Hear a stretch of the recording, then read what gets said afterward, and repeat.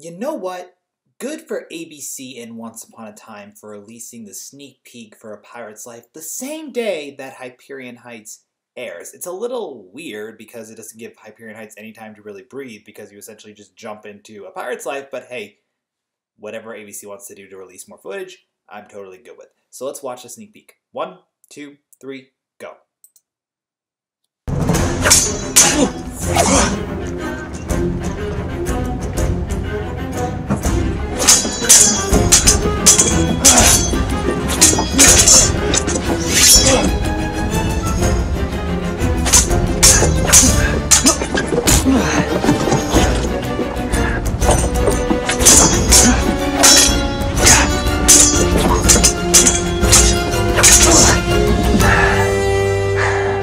Always rush the blade. I got it. Wow, I'm impressed. You fight like your grandfather. Mom, we're practicing. Actually, we just finished. Like I told you, Always keep your eye on the blade. What's the point? I'm never gonna be good enough.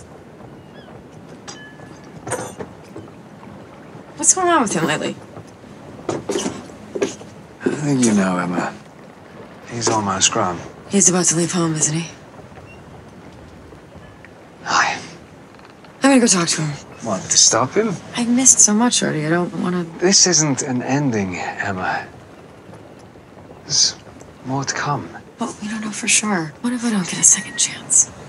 It's gonna be okay. I have something to make things a little less terrifying.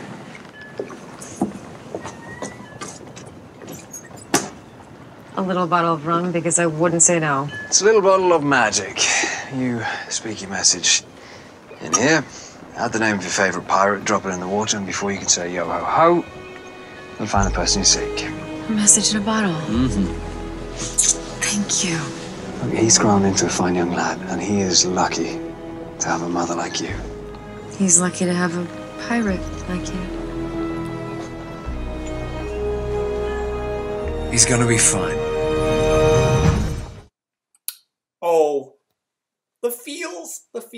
I've watched that sneak peek like at least 3 times before I did the recording of it right now. But oh my god, like obviously you saw my reaction to Jennifer Morrison. Every time I see her, I get so happy because I just love the character of Emma. I love Captain Swan.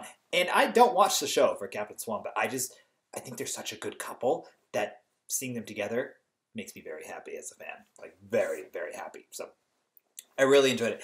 The camera work, the camera work was really spectacular, particularly in the beginning of the sneak peek. I really loved it. I've been saying for a while that season 6, or starting in season 6, the camera work got even, good. Just it got a lot better.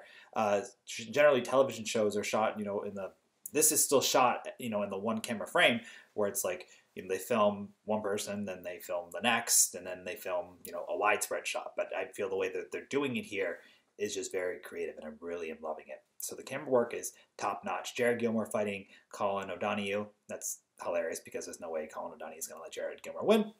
And the same goes for Hook fighting Henry. But I love how Henry watched the blade, then Hook, after Henry, had his momentary victory, Hook's like, always be on guard, and, Hook won the day.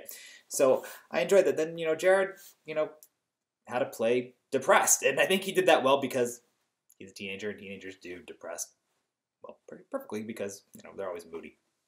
So I enjoyed that because, Emma's concerned about Henry. So because of Henry's reaction to losing to Hook and, trying to find his own place in the world, which was established in episode 1, it allowed for, Emma and Hook's conversation, which I really, really loved. I love the idea of the message in the bottle as to what Emma's going to say. My guess is that message is either going to come in at the end of this episode, or it'd be so awesome, my fingers are crossed, if it comes in the season finale, which I'm looking forward to already because I'm loving this episode.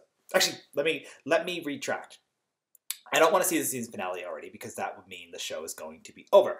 But I'm looking forward to this episode quite a bit. I'm looking forward to essentially every episode after, even though without Jennifer Morrison, I am still very, very concerned because I feel that the show needs its Emma.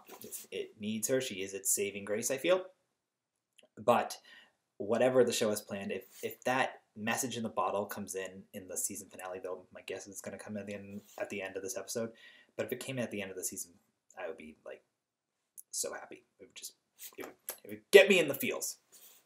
So I love how Hook and Emma just have this beautiful connection, and you know, he's essentially telling her, you got this. You know, yes, you missed out, but that was because, you know, you gave him his best chance. We know this, and he's gonna be fine. He will be fine. In all honesty, just, you know, Henry became Andrew J. West. Henry, you know, grew up. He's fine. He's, you know, fighting his own curse, and I'm curious to see where it's going to all go.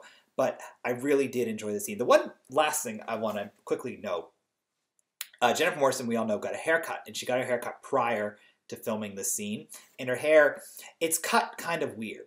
Not bad. It's just, it's not like it's a straight cut. Her hair is a little jagged, and she clearly has the extensions in, and you can tell where her real hair is and her fake hair begins. It's very obvious, and it's kind of hilarious because that's clearly not Jennifer Morrison's hair, which is fine. Like I'm not watching the show for Emma's long hair, but I just thought it was kind of funny that even I could tell that her hair was extensions. I normally never could tell extensions apart, but it was very noticeable here, and I'm really curious if you guys noticed that as well. So, did you guys enjoy this Captain Swan sneak peek? This is the final Captain Swan episode as far as we know for Once Upon a Time. I'm really curious what you guys have to say about it. What did you think? And make sure to share your thoughts about episode 2 in the comments below. There's a trailer review that is already up. And thank you again for watching. Now remember, live review to discuss Hyperion Heights at length will be at 8 o'clock Eastern Standard Time tomorrow night. So thank you for watching, and we'll talk real soon. All right, guys. Bye.